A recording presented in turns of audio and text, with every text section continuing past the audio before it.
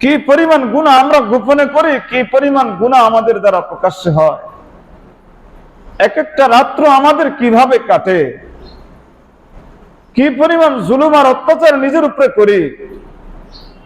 এক মোবাইলের কারণে, এক মোবাইলের উসিলায়, এক ফেসবুক ইউটিউবের উসিলায়, এগুলোকে ব্যবহার করে নিজের উপর কি পরিমাণ জুলুম আর অত্যাচার করেই যাচ্ছি, করেই যাচ্ছি, করেই যাচ্ছি, করেই যাচ্ছি। 40 বছর 50 বছর যাবত নিজের উপর জুলুম করে যাচ্ছে। 60-70 বছরের জিন্দেগি শুধু জুলুম আর জুলুমই করেছি নিজের উপর। তো নিরাশ হওয়ার কোনো সুযোগ নাই। আল্লাহ পাক আমাদেরকে নিরাশ হতে নিষেধ করেছেন, নিরাশ হতেও নিষেধ করেছেন। জুলুম করতে করতে, গুনাহ করতে করতে আসমান পর্যন্ত যদি আমাদের গুনাহ দিয়ে ভরে যায়, আল্লাহ বলেন তুমি ফিরে আসো, একবার শুধু বলো আল্লাহ আমি গুনাহ করেছি, আমি ক্ষমা চাই।